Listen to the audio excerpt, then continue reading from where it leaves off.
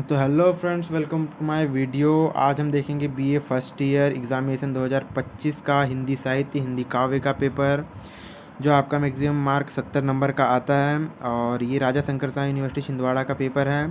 तो आगे बढ़ते हैं, हम क्वेश्चन की ओर चलते हैं। फर्स्ट क्वेश्चन है कि सही उत्तर का चयन कीजिए। तो इसमें फर्स्ट क्वेश्चन है कि रीतिकाल को श्रृंगार काल उपयुक्त माना है। ए विश्वनाथ प्रसाद सिंह, बी रमाशंकर शुक्ल, सी मिश्र बंधु और डी डॉक्टर नागेंद्र। तो ऑप्शन ए इसका राइट आंसर होगा विश्वनाथ प्रसाद सिंह।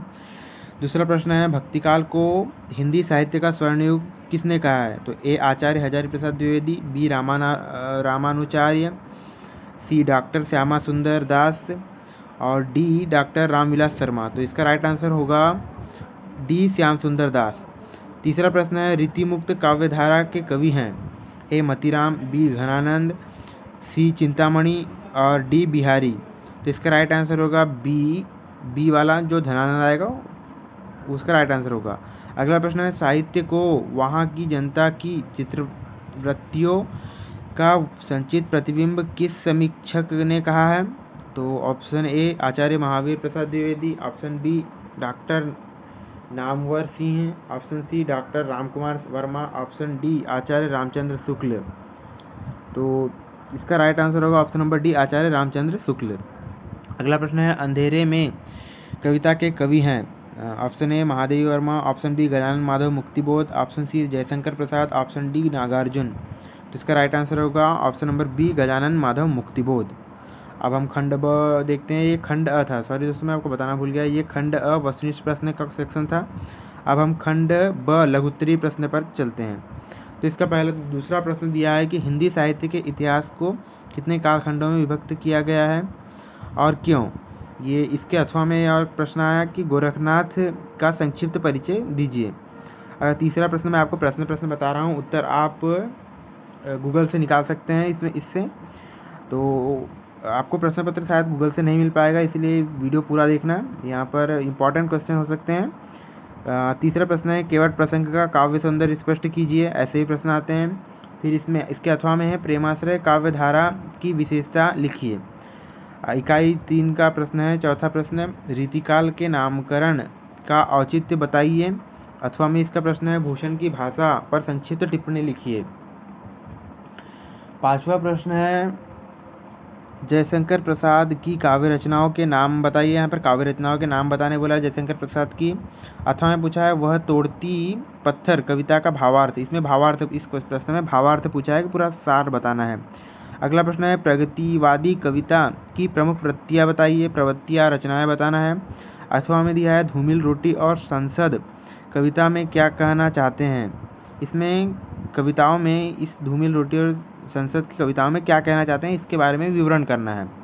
आगे बढ़ते हैं। खंड स दीर्घोत्तरीय प्रश्न दिए हैं यहाँ पर। तो दीर्घोत्तरीय प्रश्न में एक दिवस पुण्यो, ये एक कविता है दोस्तों, ये एक कविता। आगे बढ़ते हैं, आगे पता चलेगा हमें।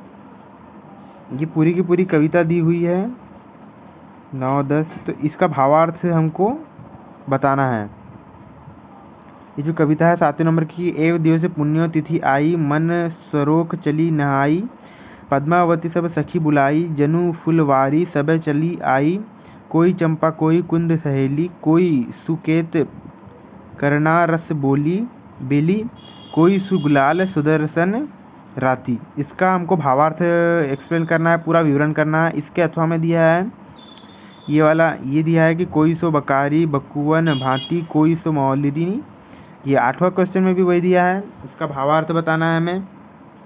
तुम हो महान तुम हो सदा हो महान, है नस्वर यह दीन भाव, कायरता काम परकता ब्रह्म हो तुम, पदरज भर भी है नहीं पूरा यह विश्व भरा, जागो फिर एक बार।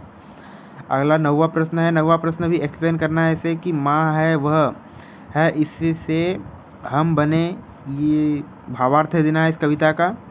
अगला प्रश्न है 10वां की हिंदी साहित्य के आदिकाल की सामाजिक एवं राजनीतिक पृष्ठभूमि को रेखांकित कीजिए। तो इसका भी आंसर आपको विस्तार से देना है, क्योंकि ये लंबे प्रश्न है। अगला प्रश्न है 11वां विद्यापति श्रृंगार के कवि हैं, इस कथन की समीक्षा कीजिए। तो इस कथन की समीक्षा करना है, इसका कथन का भी विवरण करना है। अगला 12वां प्रश्न है, कबीर समाज सुधारक संत और कवि नहीं, उदाहरण सहित स्पष्ट कीजिए। इस प्रश्न में पूछा है कि कबीर समाज सुधारक हैं पर कवि नहीं है, तो इसको उदाहरण सहित समझाने के लिए कहा गया है।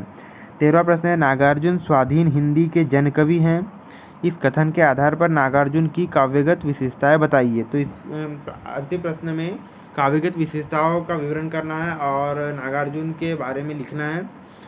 तो ये आपका चैप्टर खत्म, ये प्रश्न पत्र खत्म हो चुका है। ये हिंदी साहित्य और हिंदी काव्य का प्रश्न पत्र है जो आपका फर्स्ट ईयर का पूछा गया है। First year BA first year में यही प्रश्न पत्र पूछा जाता है। और ऐसी वीडियो देखने के लिए मेरे चैनल को सब्सक्राइब करें, लाइक कर दिए और शेयर कीजिए वीडियो। और धन्यवाद।